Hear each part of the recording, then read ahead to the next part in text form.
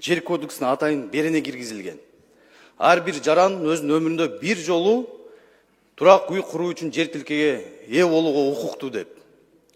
Анын алдындагы 2005 жылы 6 майда 177 токтом менен министрлер кабинети жеке менчик турак үй куруу үчүн жер тилке берүү тартиби боюнча жобону бекитишет. Бирок бүгүнкү күнгө карата саналуу эле аймактарда ошо жобо ишке ашырылды. Ошолго улам биздин жарандарыбыз жокчулуктан арзанчылыкка алданып, мына шулумдарга жабыркаланып, айыл чарба багытындагы жерлерди сатып алып, мыйзамсыз курулуштарга барды, аргасыз болду.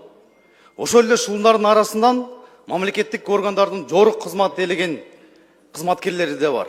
Алар өз кепилдигин берген. Ар бир айыл өкмөткө так тапшырма берилген. Ушул айылдын аймагын кеңейтүү долбоорун ишке ашыруунун алкагында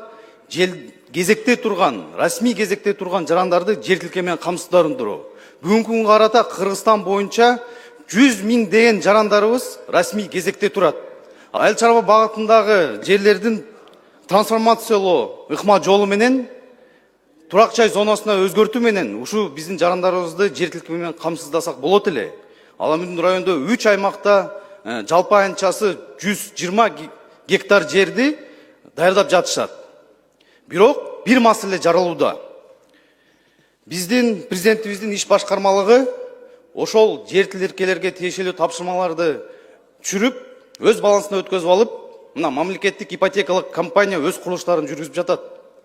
Бирок кезекте турган жарандарыбызга эч кандай артыкчылыгы жок. Аларга эч кандай жеңилдетүү жок. Бир гана ошо кезекке болгон квота берилет экен 20%га чейин. Айтор 1000 батыр түшсө 200 батырга квота берилет, төлөм акысы сөзсүз түрүндө төлөнөт, ички ошо ГИКтин шарттары менен. Эч кандай артыкчылык жок. Ошол жер тилкени акысыз алууга үмүттөнгөн, ниеттенген жарандарыбыз ошол эле ГИКтин берген шарттары аркылуу батырлерди алууга аргасыз болуп турат. Бир адилетсиздикти айта кетейин.